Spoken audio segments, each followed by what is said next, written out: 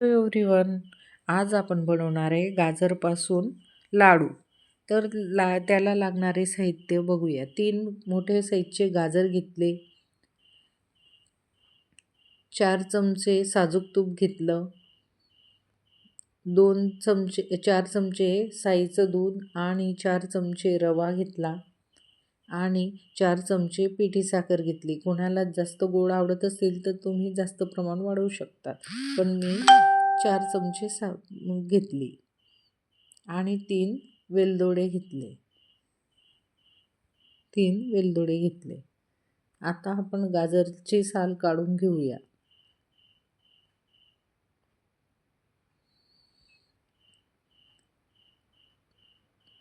तिघही गाजरांची साल काढून घेऊया.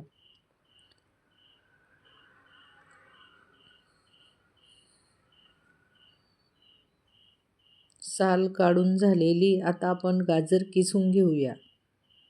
गाजर हे किसून झालेले आहेत.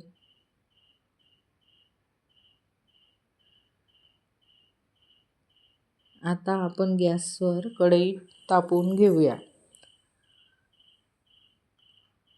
कढईत साजूक तूप घालूया 1 चमचा आणि त्यात रवा 4 चमचे घेतलेले होते ते भाजून घेऊया. रवा हा चांगला लालसर भाजून घ्यायचा आहे.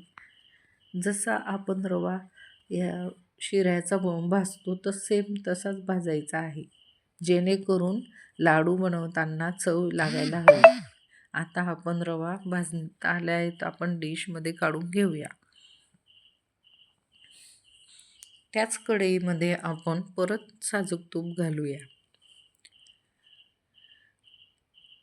आणि आता साजूक तुपात आपण गाजर किसलेले होते ते आपण त्याचं किस घालूया.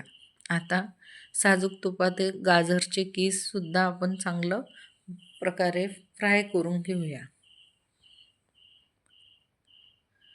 गॅस हा मिडियमच ठेवायचा आणि गाजरचा किस हा चांगल्या प्रकारे फ्राय करून घ्यायचा.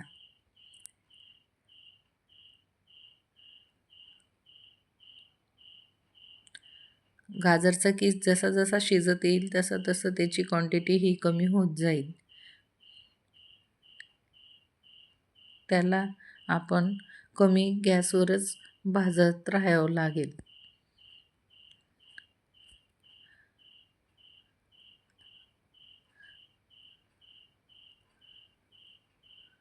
उलटपालट हे आपल्याला करावेच लागेल, नाहीतर एकाच साईडने गाजरचा किस आत शिजून आणि चटकून जाईल.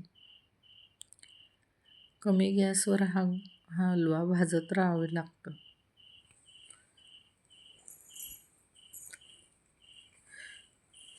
आता आपण यात साईचे 2 चमचे दूध घालूया. साईचं दूध घालण्याचे कारण म्हणजे आपल्याकडे खवा नव्हता, मग आपण आता त्याला खव्याची टेस्ट म्हणून 2 चमचे साईचे दूध घातले आणि दुसरं म्हणजे त्याला मॉइश्चर येईल साईच्या दुधामुळे आणि तो थोडा नरम पडेल आणि शिजण्यास त्याला मदत होईल, म्हणून आपण 2 चमचे साईचं दूध घातलं आहे.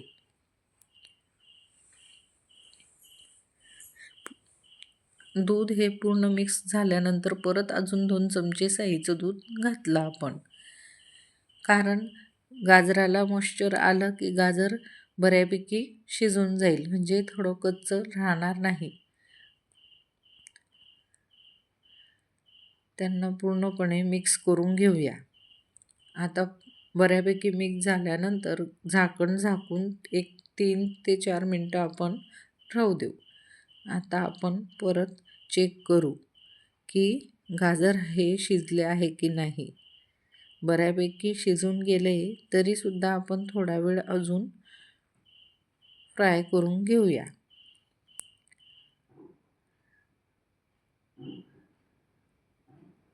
गाजराला पाणी सुटले नाही, कारण आपण बिना साईचं दूध घेतलं नव्हतं. साईचं दूध घेतल्यामुळे गाजर हे ड्रायच आहे.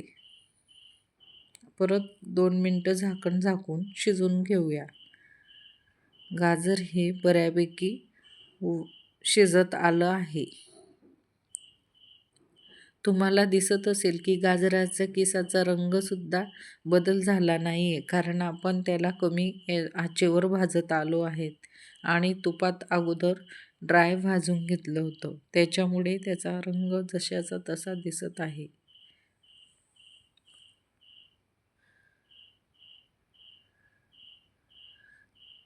गाजराचा किस हा बऱ्यापैकी शिजत आला आहे. आपण आता त्यात परत 1 चमचा साजूक तूप घालूया. साजूक तूप मेल्ट झाले की आपण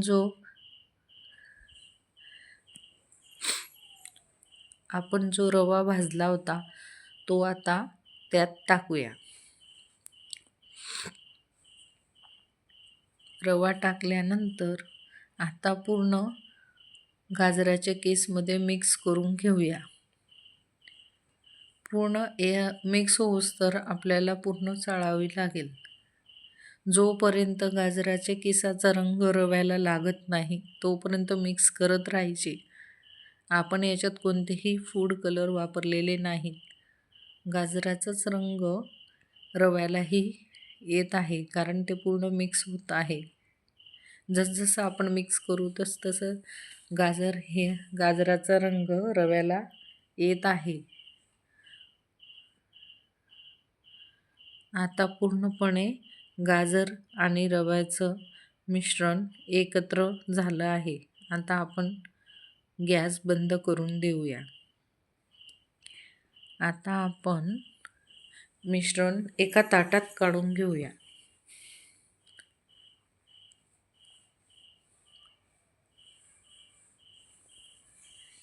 आता मिश्रण थोडं पसरवून घेऊया जेणेकरून थोडं थंड होईल असं. आता आपण त्यात पिठी साखर घालूया. पिठी साखरमध्ये आपण 3 वेलदोडेही बारीक करून टाकले होते. आता ते पूर्ण मिक्स करून घेऊया.